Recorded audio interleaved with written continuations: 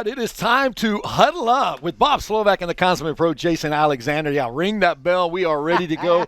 All right, college football playoff just about set. Big games coming up this weekend, all the conference championships. Right now we got Georgia. We got Michigan coming off the big win of Ohio State. We got Bama still there, but they're playing Georgia. Cincinnati's in right now at number 4, but right there's Oklahoma State. Notre Dame's still in the mix here. What do you think, Jason? How is this all going to shake out? We're going to find out this weekend. Everybody's excited for Santa Claus to come here, and I want to know what the Final Four are going to be, Bob. Absolutely. And so when we work into this weekend, look, I think Georgia's going to take care of business against Alabama. Yeah. The big game, I think Michigan's going to take care of business against Iowa. But let me tell you this. Look out for the old Houston Cougars to play a little bit of a spoiler and punch their ticket to a New Year's Six game. I'm excited to see how they match up and play against Cincinnati, one of the best games. And then Oklahoma State, if they take care of business against Baylor, which I think they will, can they slip into that 4 spots with a couple of upsets there in the top 4? So I think if Alabama loses, they're out. Then look out for Oklahoma State to slip in. So, and then the other scenario is if Bama loses and they're out, Cincinnati gets upset by U of H, which is a possibility. Oklahoma State gets in by beating Baylor. Notre Dame, without their head coach, because he's gone. Kelly's gone. Going to Baton Rouge. Yeah, he's gone. Brian Kelly's going to LSU.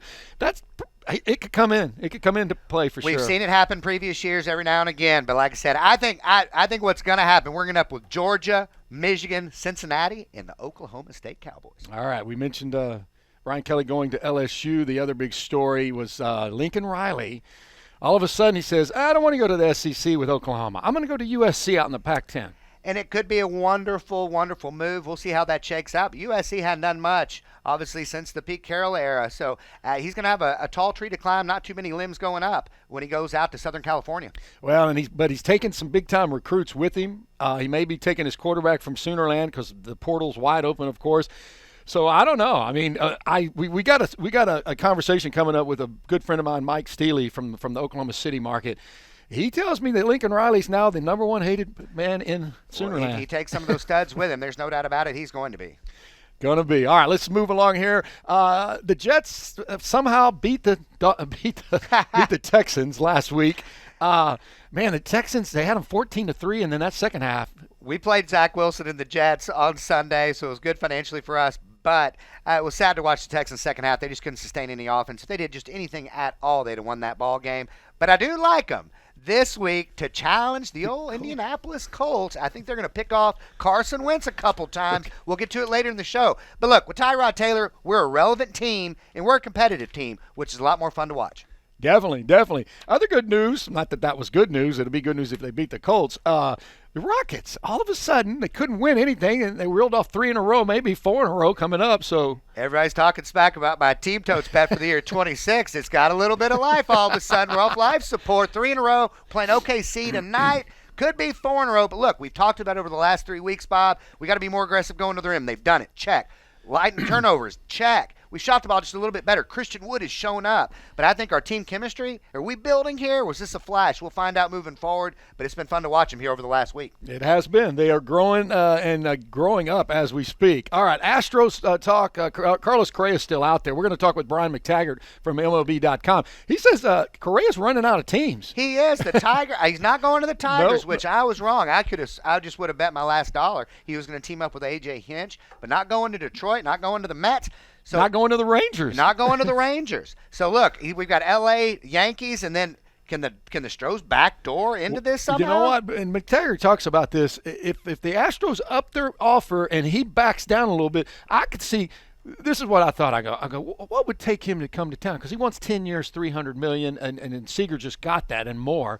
What if the Astros came back and said, well, we'll give you 8 years for $250? Absolutely. I'm like, what Diamond Rio sang a song, Meet in the Middle. I'm telling you, I wish we could do that with old Carlos. All right, we'll see what happens. All right, we're going to take a quick break. We're going to come back. My interview with Mike Steely, he's going to give us all the lowdown on Soonerland and how hated Lincoln Riley is. We'll have that when we come back. All right, team, your favorite pro here reporting live from the club. Now, look, in order to hit a pure golf shot, we have to do 3 things. We have to assess, strategize, and execute. And I'm going to tell you, the same 3 things apply if you're in the market for a loan.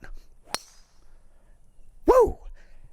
And after absolutely piping one, lucky for us, we have Jake Snortland here to tell us More about it.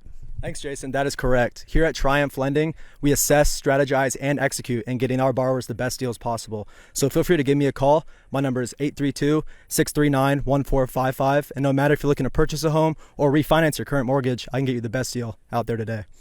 That's the golden trifecta for Triumph Lending. Give them a call today. All right, joining us here on Huddle Up now, one of my old-time friends, Mike Steely, the Still Man. He works for Ref Radio Network. Now, actually, you do a lot of different things, don't you, Mike? Way too much, man. Who would have thought a 58-year-old man would be playing video games and talking sports for half of his income as well? But, that's what the pandemic does, right?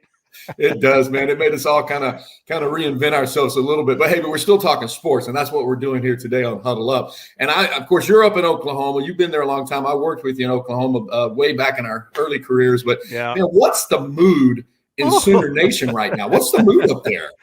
Anger in all caps and about 75 exclamation points after that. I mean, people are hot, man. Bob, I'm telling you, Lincoln Riley has torched his legacy here. I thought Kevin Durant got a lot of hate here in the state of Oklahoma.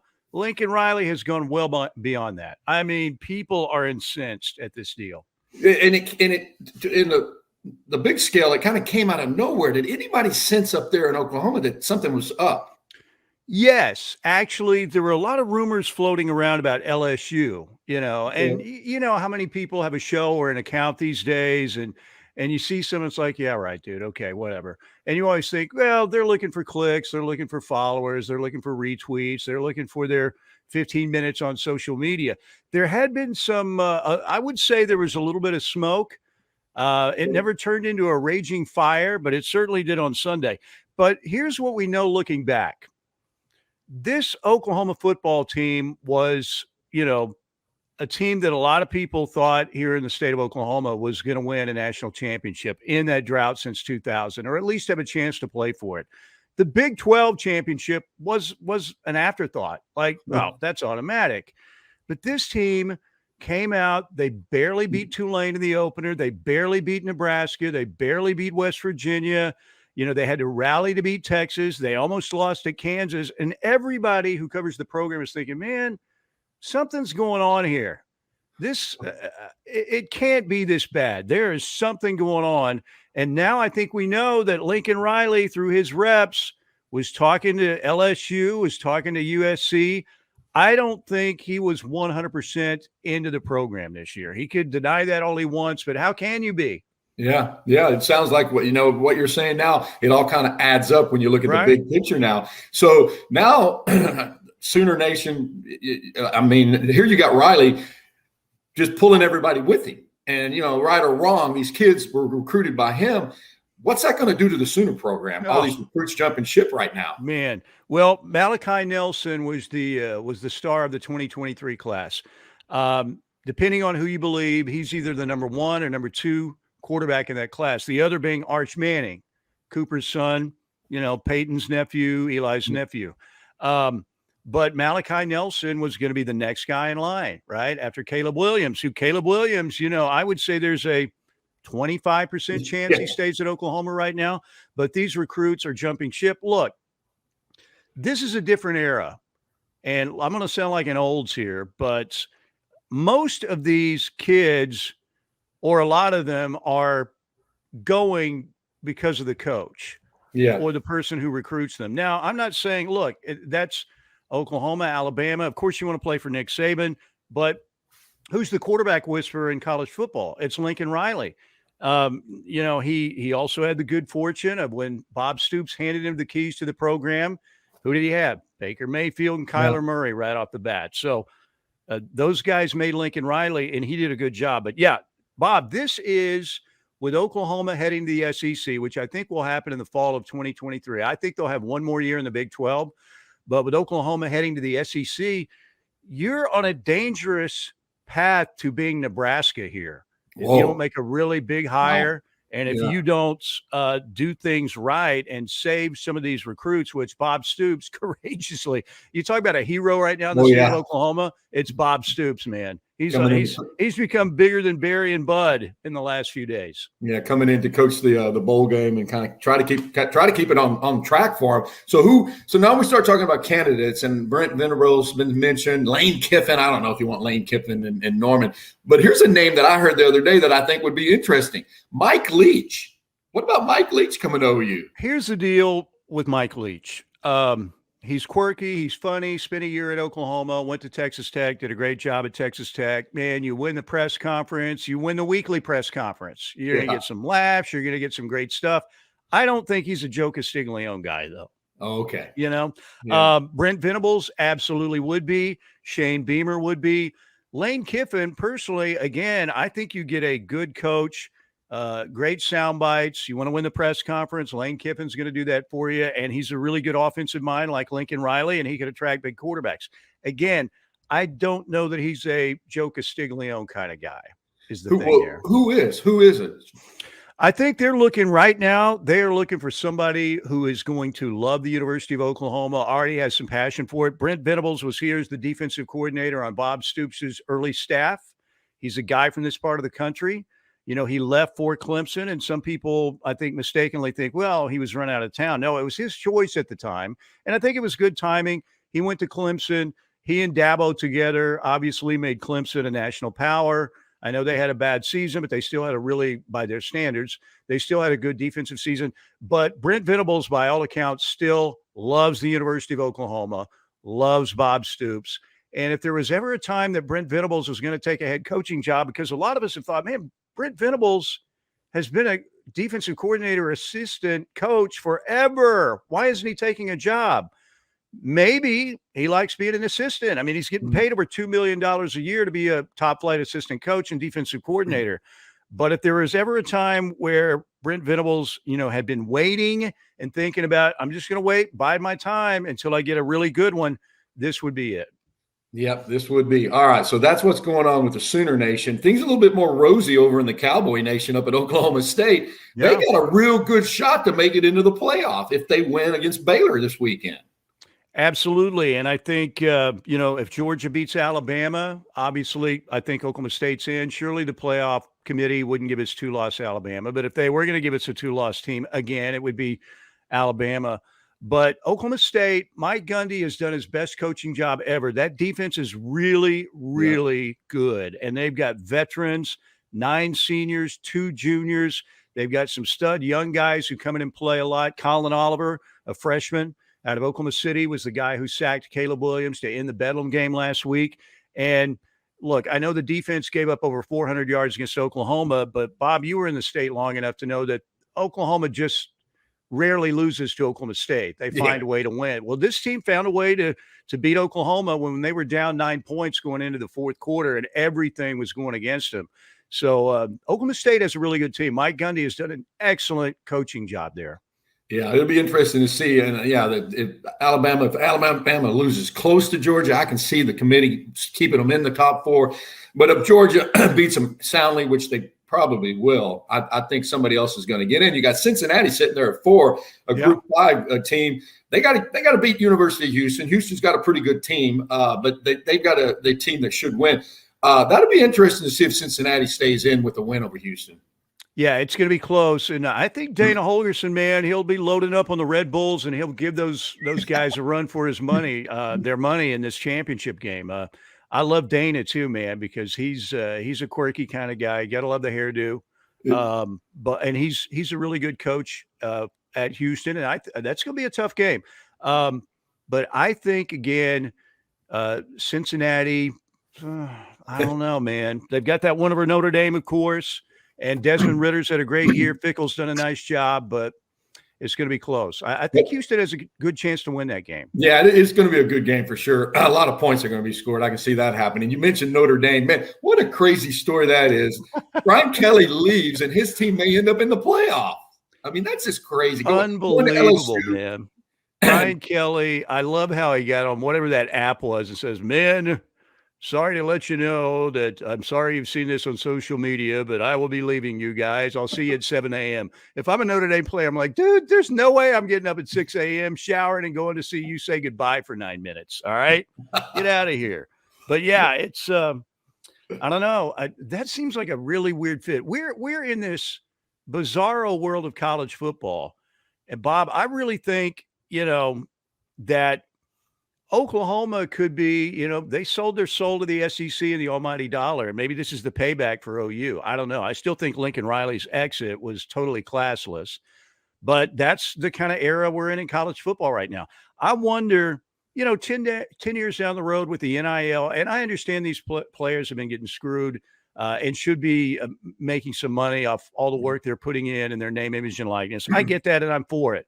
But with the conference realignment, going to 8 or 12 teams in the playoff, all this money, I'm just wondering if the greed and all this stuff is eventually, we're going to look at college football 10 years down the road and go, man, how did we mess with this so much that we screwed up the greatest game that we have, the greatest sport that we have, in my opinion? I hope it doesn't get that way, but I don't know, man, the way things are going right now. It's kind of on a slippery slope right now, going the wrong way downhill, but we'll see. We'll see how it pans out. I don't know. Well, I'm looking forward to the playoff, whoever's in it, 4-team, and I'm really looking forward to it when they expand it. It makes it more exciting when you have more teams in it. So we'll see what happens. So, well, Mike, I appreciate you joining me here. Mike Steely from the Ref Radio Network. What's the name of your show that you do on Twitch? It's just under M Steelman. M Steelman on Twitch. We go 3 to 5 every day. We talk sports. We actually play some video games while we're doing that, but we're talking sports the whole time, doing some giveaways. Never imagined I'd be doing this, but you know what? We have fun doing it, and it keeps an old man young, right? Yeah. Bob, you and I, man, it's a long journey we've had from Ada, Oklahoma to where we are now, right? I'm telling you, man, 1987, man, way back when I started at 86, you came aboard there at KTEN in Ada, Oklahoma. And, man, those are good times, though, actually. You've always been one of my favorite people I've ever worked with. And, man, yes. I'm hoping, I know things are, for everybody now after the pandemic, jobs have changed, lives have changed, everything. But, man, you're such a good dude and so talented. I know you're always going to do well. I appreciate you saying that, and I enjoyed working with you. You're definitely one of my favorites that I've worked with through the years. But, hey, man, thanks for being with us here on Huddle Up and talking Sooners with me, man, and giving a little perspective on the whole thing. Keep up the good work up there, man. I really appreciate it. You got it, Bob. Anytime, man. You just let me know if you need me again, and let's do it. Always good to catch up with my good friend Mike right there. He is definitely dialed in and what's going on up in Soonerland. And like he said, Lincoln Riley, he's not welcome around there anymore. Nobody's going to invite him to dinner in Oklahoma anytime soon. I guarantee that. He's not going to get a free drink, that's for sure. All those free drinks go to Barry Switzer, So, hey, all right. So now we're talking some baseball, and we mentioned it there in our open.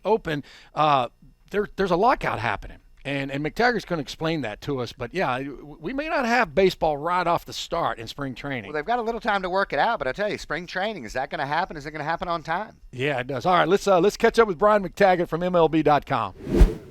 All right, joining us now is MLB.com's Brian McTaggart. And, Brian, man, that lockout's looming large on us right now. It's going to happen tonight, right?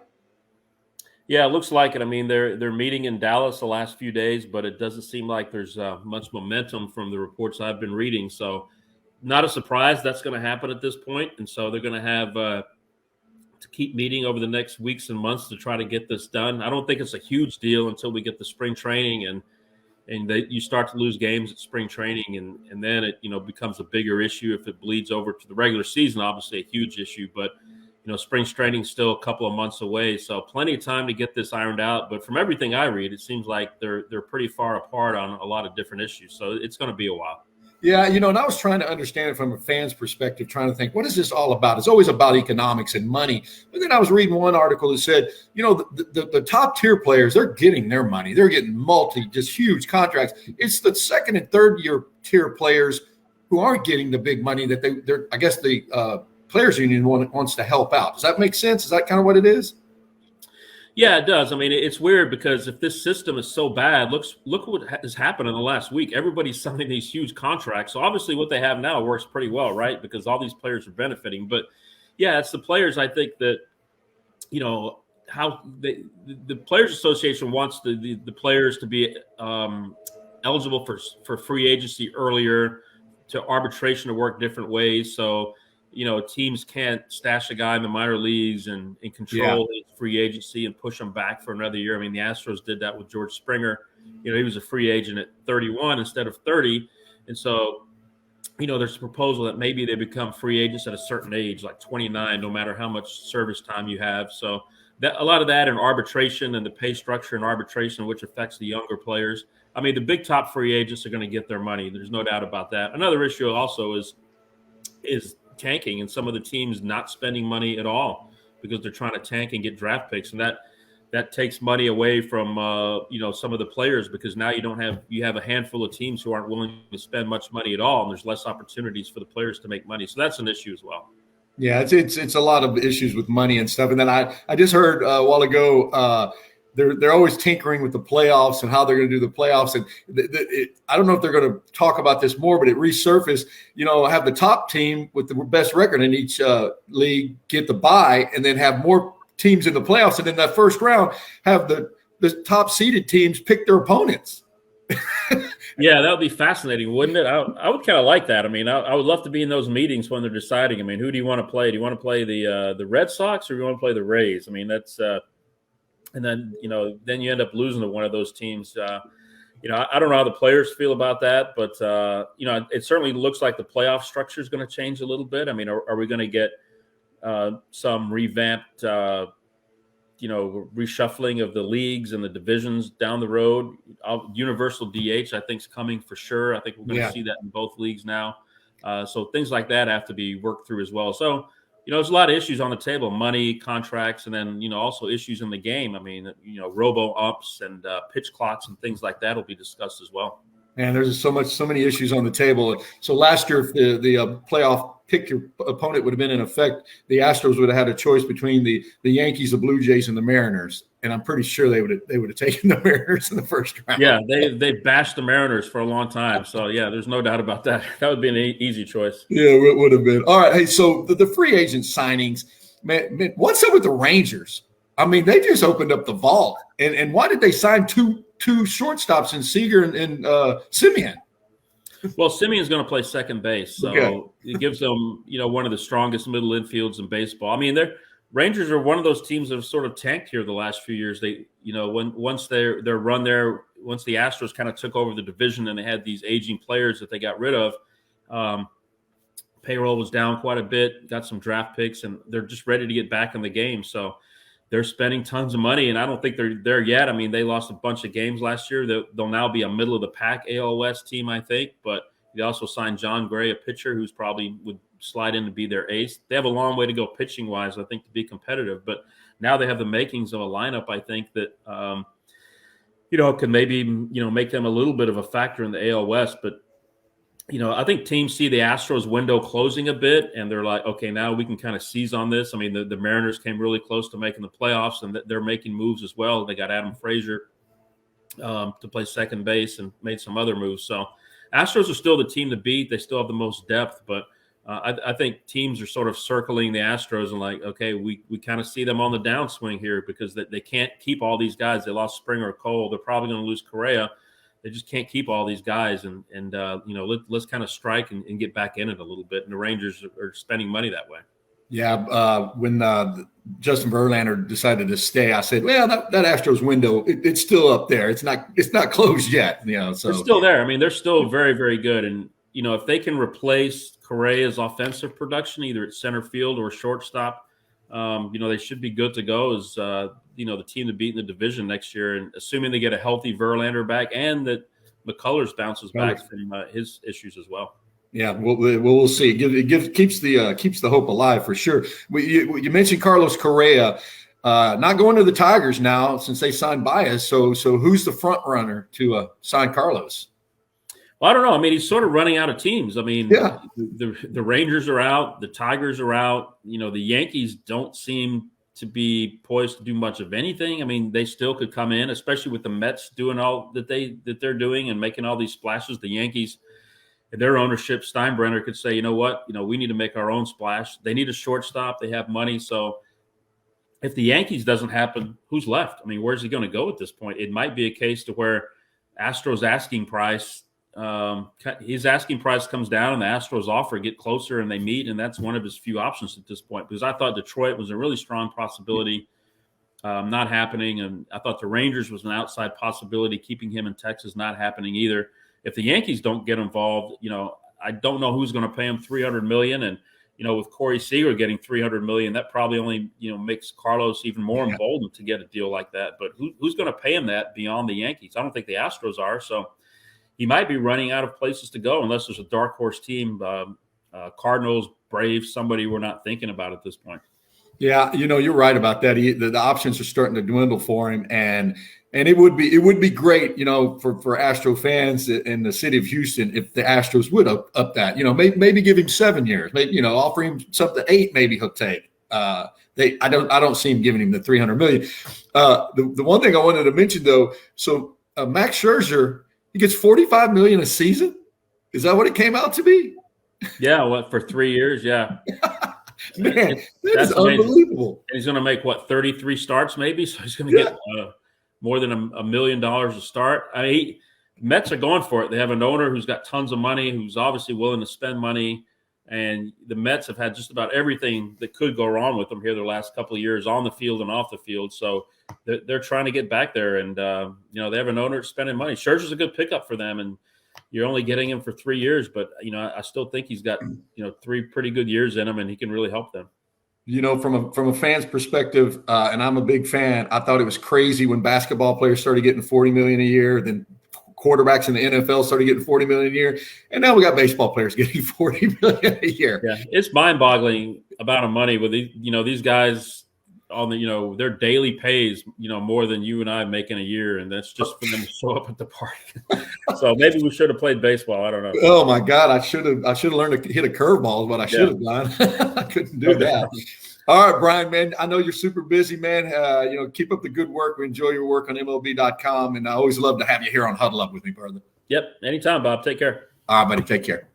All right, always great to catch up with Brian there. And the one thing he said is and I said this last week, when the Astros signed Justin Verlander again, I go, that window went back up a little bit. Astros window's still open. Absolutely. With our young talent, and I'm telling you, some of the players coming up through the minor leagues, but having a leader and getting Verlander back, and I'm telling you, this Tommy John surgery, a lot of pitchers have come back and been pretty dominant. So I expect JV to have a heck of a year coming up for the Stros, and that window's wide open now. All right, we're going to take a quick break and come back. We're going to talk some football. We're going to talk some high school matchups when we come back.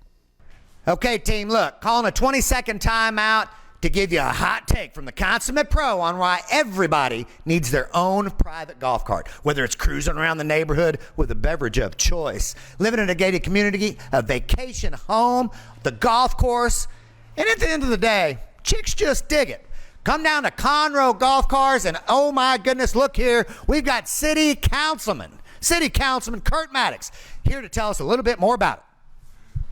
Well, hey, Jason, my fellow lumberjack. Hey, not only am I the city councilman, also VP of Conroe Golf Cars. We've been here since 1974 and glad to have you. We sell them, we rent them, we build them, so we can do whatever you want. Everybody walks in here and says, hey, let me see your new car, your used car product. I said, well, these are all our used cars. So we start from the ground up, Jason.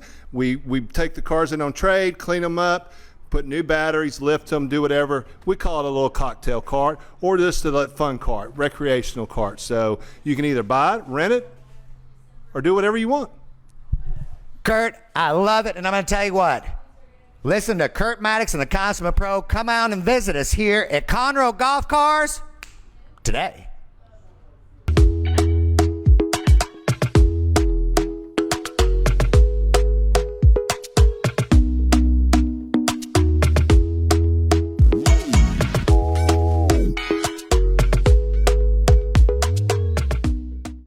All right, welcome back to Huddle Up. We're going to talk some football now. We're talking minor league football. We got a big national championship game coming up this weekend out in Las Vegas. You can see it right here on Max Sports TV, streamed on your app. And joining me now from Las Vegas, Renee Torres and Audrey Rush, part of this big football weekend coming up. Hey, Renee. Hey, Audrey. How y'all doing? Good morning. We're in Las Vegas. Beautiful day out here. Beautiful day. Looking forward to the event this weekend. All right, Renee, tell me what all's going on out there. You got a national championship game for minor league football, but you also have the Hall of Fame out there. Tell me all about it.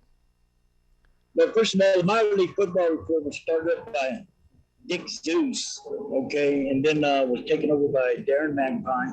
Eventually, the director, Rob Esquivel, came on. Then I am the Hall of Fame coordinator, okay, induction coordinator. So what we have is we have 4 games this Saturday. Prior to that, on Friday night, we have our Hall of Fame banquet in which we are inducting 40 players / coaches, executives, owners. We have a banquet for them. We're going to do a presentation. The games is going to be all-star games with the exception of the national championship game. How long has this league been around, Renee? And how many teams are there? Is it nationwide?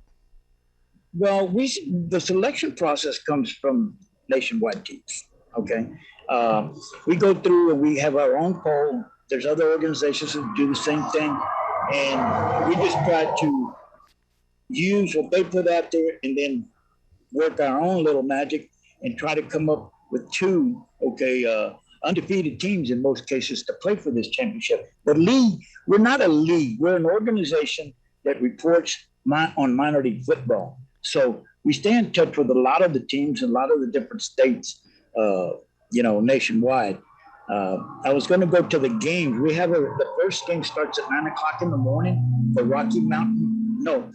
the Arizona Vipers, Elite Vipers, will be competing against the NFL All-Stars from the Minnesota, Wisconsin area.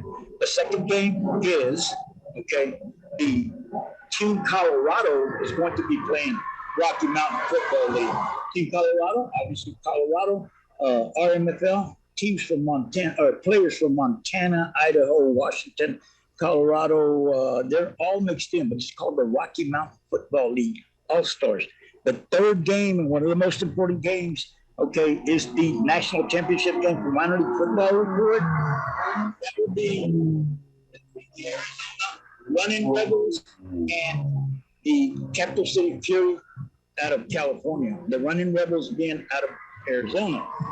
The fourth game is between the National Elite All-Stars versus the minor league football report National All-Stars. All right. So that's the games that we have. All right, that sounds like a lot of fun out there and a lot of players. And you mentioned to me yesterday when we were talking, so these players come from everywhere. Some played college, some played high school, some had a little cup of coffee in the NFL. So you got a lot of talent out there, and they're all playing for free. Nobody's getting paid. They play for the love of the game. That's right, isn't it?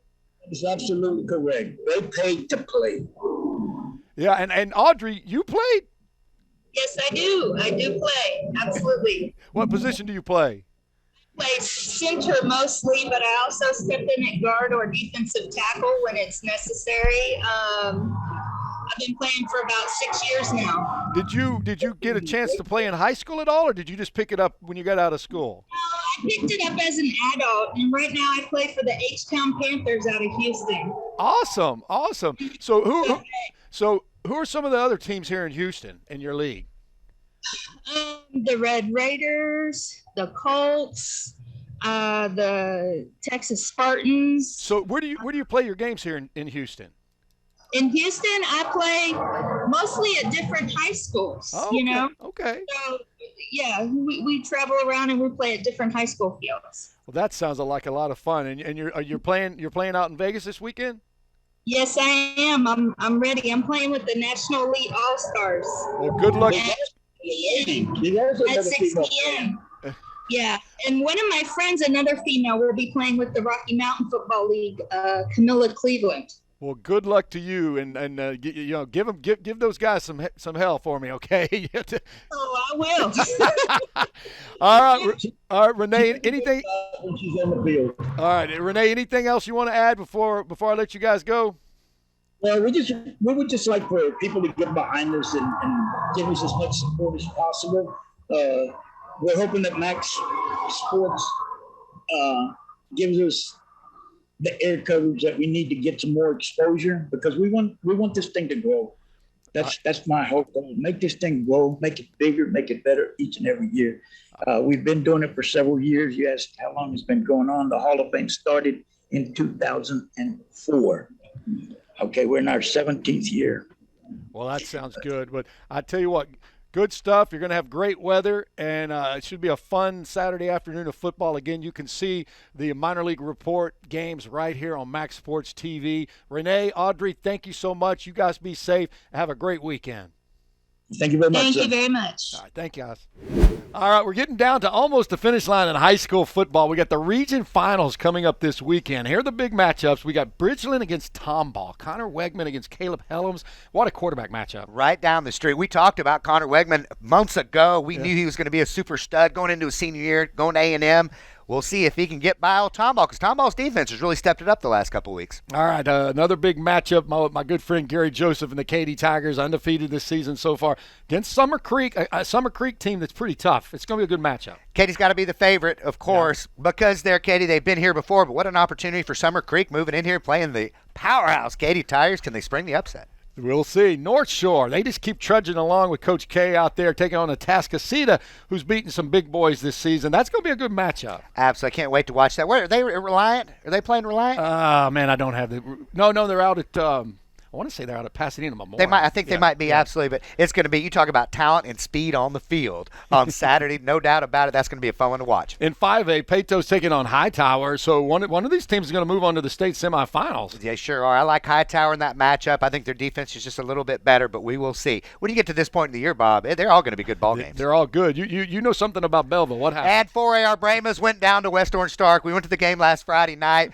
West Orange just had a little bit too much size, a little too much speed for the old Brahmas. But West Orange is matching up against China Springs this Friday at Tomball. We're going to go watch it. China Springs upset Carthage, which has been the perennial 3A state champions here. They've had a heck of a run. China Springs upset them, so we'll see if West Orange Stark can spring a little upset and get to the semifinals.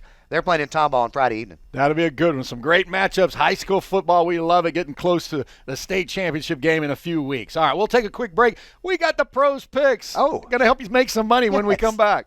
All right, team, your favorite pro here. Now, look, we all know our Huddle Up fans now. We like our cars, but we also want a hometown discount, too. And lucky for us, all we need to do is make a short drive up I-45 North to Cowboy Kia, and lucky for us today, here out there, Webb. There's Jason with Huddle Up. We've got Mark Compton and Mark Webb here with us to tell a little bit more about Cowboy Kia. Welcome. Hey, this is Mark Compton at Cowboy Kia. I got a few things for you. They need to come in, bring a friend, shake a hand, make a deal, but I got $500 off for Huddle Up. Huddle Up. Huddle Up. Huddle Up. Jason Alexander, $500 off. Black Tie Service, Blue Jean Friendly. That a baby. Now look, we've got the best in used and new cars here at Cowboy Kia. Cowboy, baby. Mark Webb's going to give you 2 free college football winners. Mark Compton's going to give you the best deal in town. Come visit him today. All right, welcome back to the Huddle Up with Bob Solvak, the consummate pro Jason Alexander. It is time for the pros picks to make a little bit of money. Absolutely. 5-3 last week. We lost a couple of nail biters. I wanted to go 6-2, but won a couple units. No big deal. We want to go, hey, can we put an O in front of them on 1 week, get on a little heat check, as we like to say. I'm ready to go for some pros picks. All right, we got 5 NFL games. We got 4 college picks. Let's start with Washington against the Raiders. Washington getting some points here, right about 3 right now. I think this line got affected a little bit with the Raiders putting on a show, beating Dallas on Thanksgiving. Look, Tyler Heineke quickly becoming one of my favorite quarterbacks in the NFL. We played him on Monday night against Russell Wilson. We're going to take Riverboat Ron, Tyler Heineke to win outright in Vegas and put even some more pressure on those Dallas Cowboys in the NFC. Bengals and the Chargers. Bengals, a couple of big wins in a row. They're giving them 3 right now, the Chargers. Cincinnati, easy win for everybody on Huddle Up last week. We talked about a passing of the torch moment with Big Ben, and he tossed the torch because Smoking Joe Burrow put it on him. We're going to ride the Bengals 1 more week. I'm not as positive about this line. It looks a little too good to be true, but I do like them at home. At home, we're going to ride Joe Burrow and the Cincinnati Bengals. All right, Giants getting 4.5, taking on the Dolphins. Dolphins been on a roll looking for their 5th in a row. What do you like there? Outside of their upset against Baltimore, they played some lower-end teams until last week with Carolina. But, look, McCaffrey was hurt. Cam Newton's clearly not the real deal. He's done. And so, look, Cam Newton threw 2 horrible interceptions early in that game. So, with that being said, I like Danny Dimes. I like the Giants' defense to keep this close. We're betting the number a little bit more than the teams, but catching 4.5. I think Danny Jones will throw a couple of good touchdown passes. I think the Giants upset a money line opportunity, possibly. But we're going to take the 4.5 just to be safe. All right, sounds like a winner there. All right, hey, Texans hosting the Colts. Colts getting more than a touchdown. The line seems to be going up. I mean, but that's making you like the Texans a little bit. Absolutely. And look, the Colts played a great game. I thought Aaron throws when he had some pressure on him. We talked about this, Bob, a little bit. If we get some pressure on Carson Wentz, which we will, I think we pick him off twice. I think we play a competitive game. With Tyrod Taylor, the Texans are a relevant team to gamble on. They just are. So look out for the Texans to keep this close. Will they win?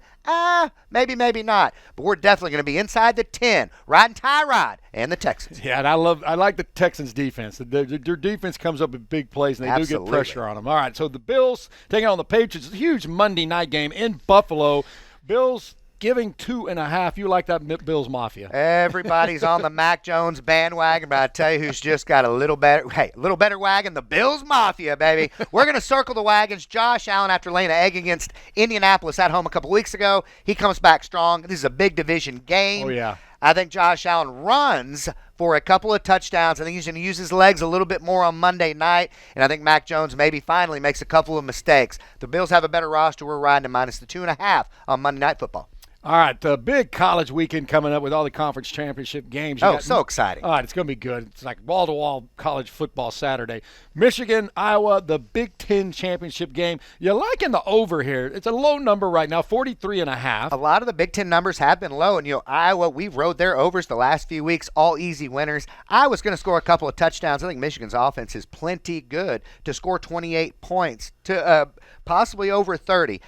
But we're going to look at about a 35-14 final on this game. Go Jim Harbaugh. Michigan punches their ticket into the college football playoffs. 35-14 over hits easy. There you go.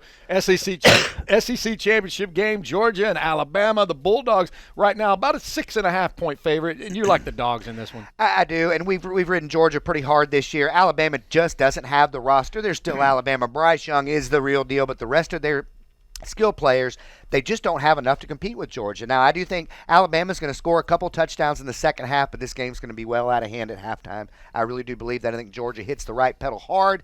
They get up pretty big, but look, Georgia's going to cover and the over's going to hit. You can double pop shop this game if you like. I like that. I like that term right there. All right, Cincinnati and Houston, the Cougars in the AAC championship game. Everybody's all over the Bearcats because they're trying to punch their ticket to the college football playoff. Houston right now getting double digits right now.